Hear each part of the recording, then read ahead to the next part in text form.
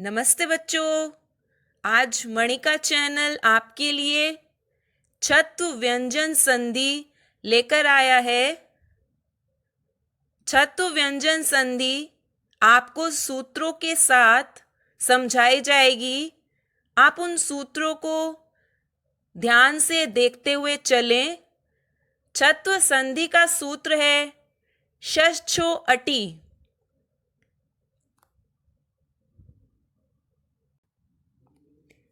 छत्व संधि सूत्र है षष्ठ्यो अटि।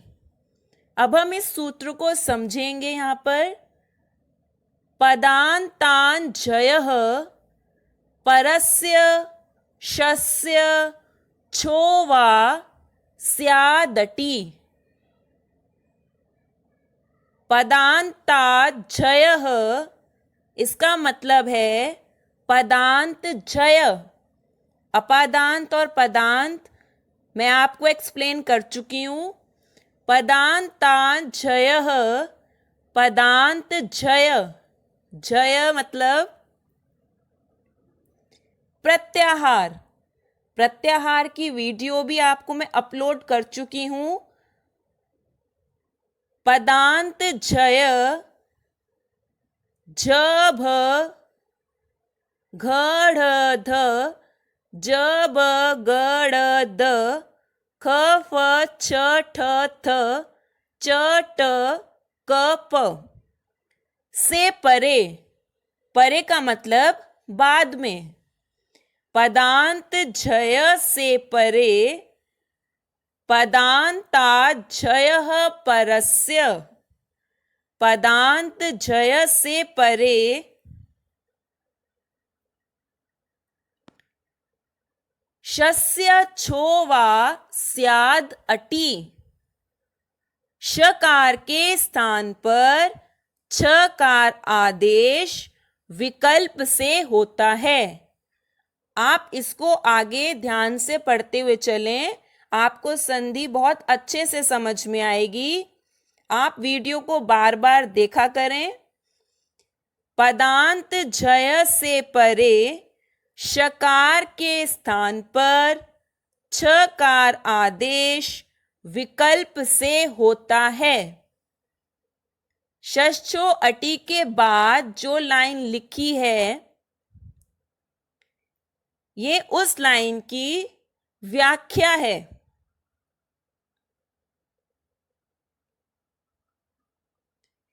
पदान्तात् जयः परस्य शस्य छो वा स्यात्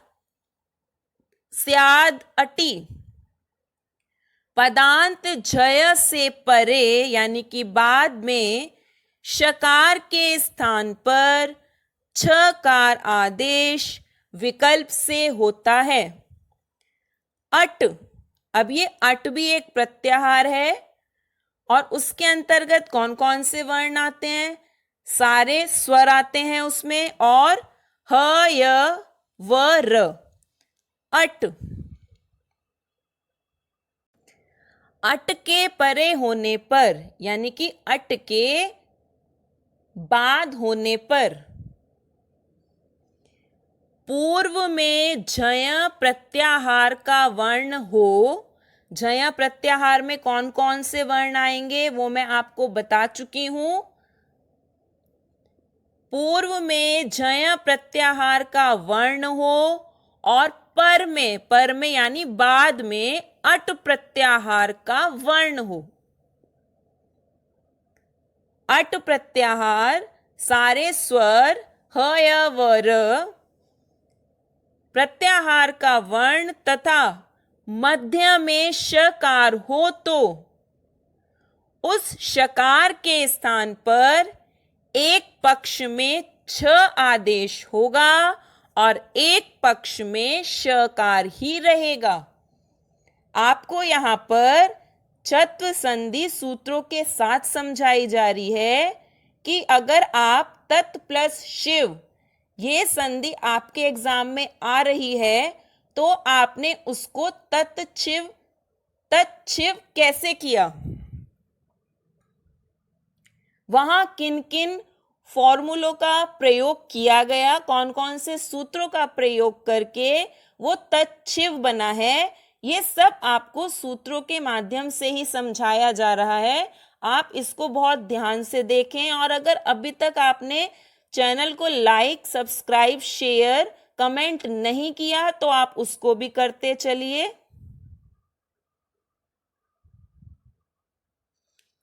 पूर्व में जय प्रत्याहार का वर्ण हो और पर में अट प्रत्याहार का वर्ण तथा मध्य में शकार हो तो उस शकार के स्थान पर एक पक्ष में छकार आदेश होगा और एक पक्ष में शकार आदेश होगा। वो कैसे होगा, अब आगे देखो।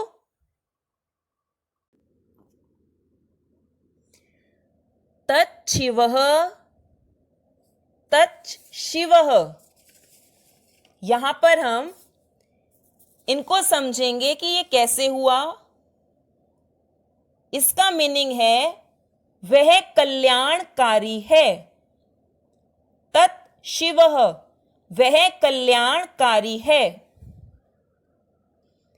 इसका विग्रह आपने कैसे किया? तत्शिवः तत्शिवः, वह कल्याणकारी है। इसका विग्रह हो जाएगा तत् धन शिवः। तत् धन शिवः में तत् के तकार के स्थान पर, तत् के तकार के स्थान पर, तत् के तकार के स्थान पर झलाम जशो अंते से जशत्व होकर व्यंजन संधि में प्रथम वर्ण को तृतीय वर्ण में परिवर्तन करना होता है। उस संधि का नाम होता है जशत्व, और जशत्व का फॉर्मूला है झलाम जशो अंते। झलाम जशो अंते से जशत्व होकर, यानी पहले वर्ण का तृतीय वर्ण में परिवर्तन। अब आप यहां यह देख सकते हो, तत् प्लस शिवः को झलाम जशो अंते से जशत्व होकर त थ द तद धन शिवः बना।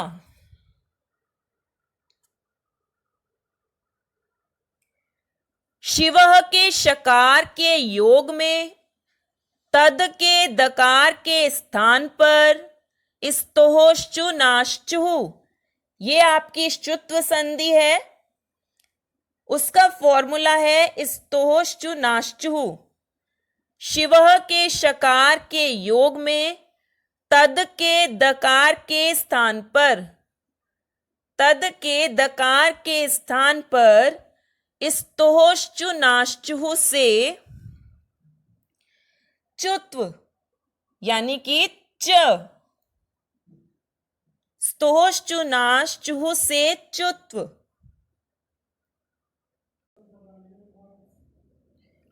होकर तज धन शिवः बना।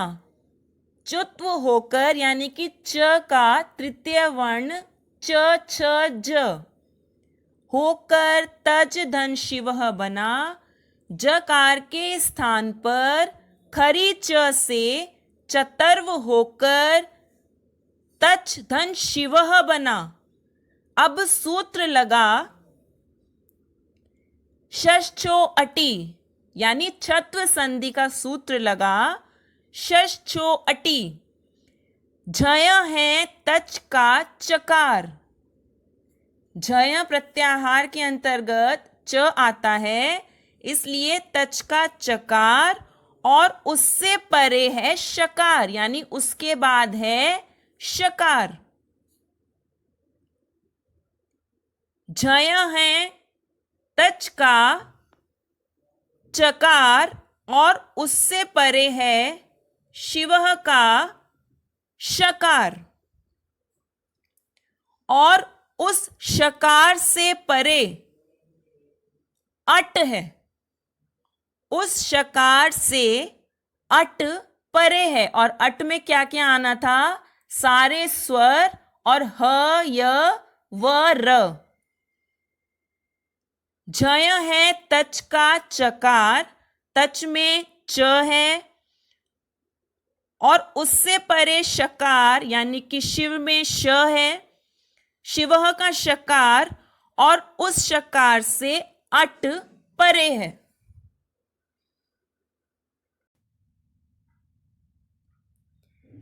शी में शकारोत्तरवर्ती इकार, शिवः के शी में शकारोत्तरवर्ती इकार छोटी ई, अतः शकार के स्थान पर विकल्प से छकार आदेश हुआ, तो क्या बन गया? तच धन छिवः बना।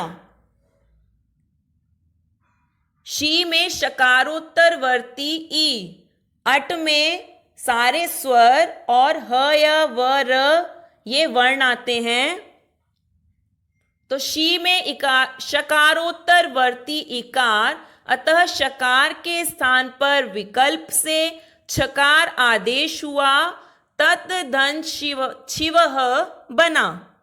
तत् धन छिवः बना। वर्ण सम्मेलन होकर तच्छिवः सिद्ध हुआ। वर्ण सम्मेलन होकर तच्छिवः सिद्ध हुआ। वैकल्पिक होने के कारण, आपको शुरू में मैंने बताया था कि एक पक्ष में छकार और एक पक्ष में श रहेगा, तो वैकल्पिक होने के कारण एक पक्ष में छकारादेश नहीं हुआ, तो तच्छिवः रह गया।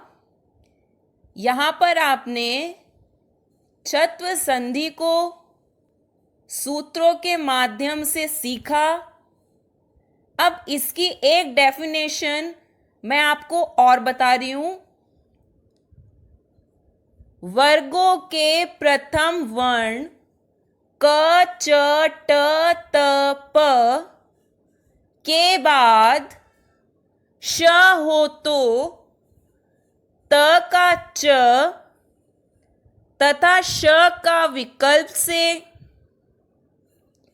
छ हो जाता है।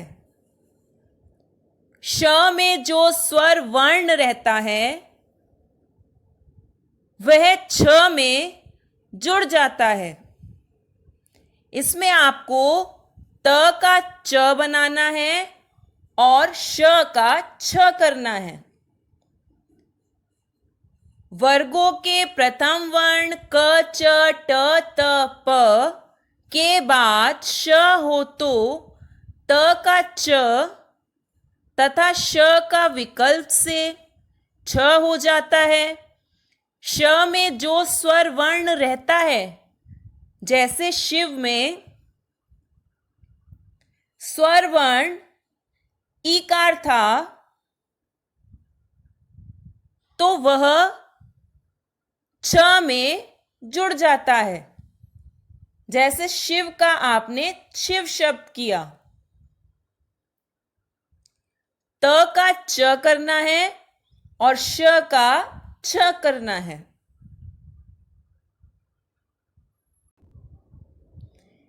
जैसे तत् धन शरेण, त का च और श का छ, तो आंसर हो जाएगा तच् छरेण। सेकंड है सत धन शीलः, त का च और श का छ, आंसर आपका हो जाएगा सच शीलः।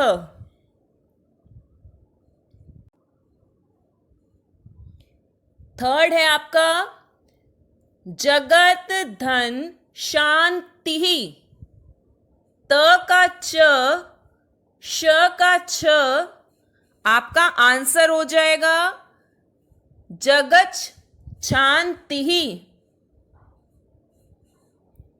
फोर्थ यावत धन शक्यम, त च, श का छ, आंसर आपका हो जाएगा यावच शक्यम।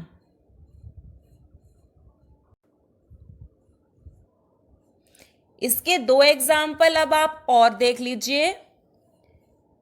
प्राक धन शेते, क का क रहेगा और श छ में चेंज हो जाएगा, संधि बन जाएगी प्राक छेते। सिक्स्थ है आपका लास्ट उदाहरण, तस्मात् धन श्रमः, द का त और श का छ, संधि बन जाएगी तस्मात् श्रमः। अब छ के नीचे ये र लगा हुआ है,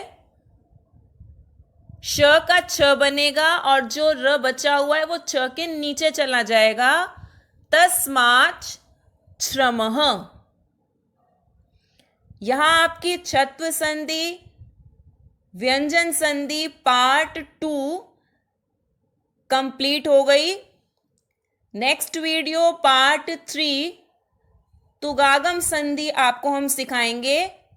तब तक के लिए धन्यवाद।